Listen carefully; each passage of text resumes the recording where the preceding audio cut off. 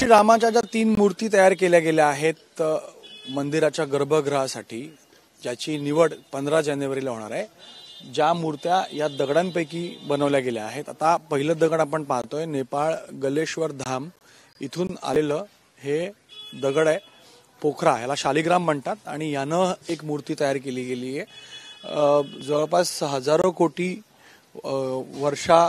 वर्ष जुनं हे दगड असल्याचं बोललं गेलं. नेपाळमधनं आलेलं हे दगड आहे. यातनं एक मूर्ती बनवलं गेल्याचं कळतंय.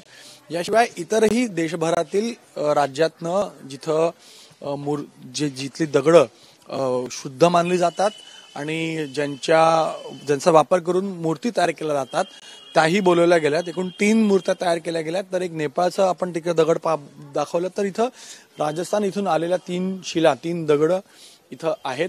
यांच्यातनच एक मूर्ती तयार केली गेली आहे. हे त्यातलं एक आहे. ओंकारेश्वर या इथनं आलेल्या नर्मदानंदनजी महाराज यांनी आणलेलं हे शिवलिंग इथं आहे. इथं बाजू दगड आपण इथं पाहतोय. त्याशिवाय तिसरं जे दगड आहे, 3 मूर्ती बनवल्या गेल्यात. या 3 मूर्ती या दगडांमधनं बनवली गेली आहे, ज्यापैकी एकाचा निवड मंदिराच्या गर्भगृहामध्ये प्राण प्रतिष्ठा करण्यासाठी केलं जाणार आहे, ज्याचा निर्णय 15 जानेवारीला होणार आहे. कर्नाटकामधून आलेल्या ह्या 3 शिला आहेत, याचाही वापर केला गेलाय. म्हणून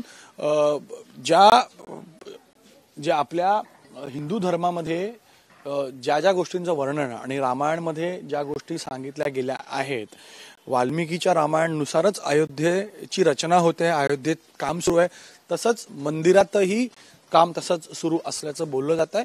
आणि म्हणून या गोष्टी खूप महत्वाच्या आहेत. आता याचा वापर झालेला आहे, हे होली स्टोन याला म्हणतो आपण. आणि यामुळं जे दगड उरले आहेत, जे शिला उरले आहेत, त्यांना इथं आता या परिसरामध्ये ठेवलं गेलंय रामसेवकपुरममध्ये, जिथं भाविक येऊन यांचे दर्शन घेऊ शकतील.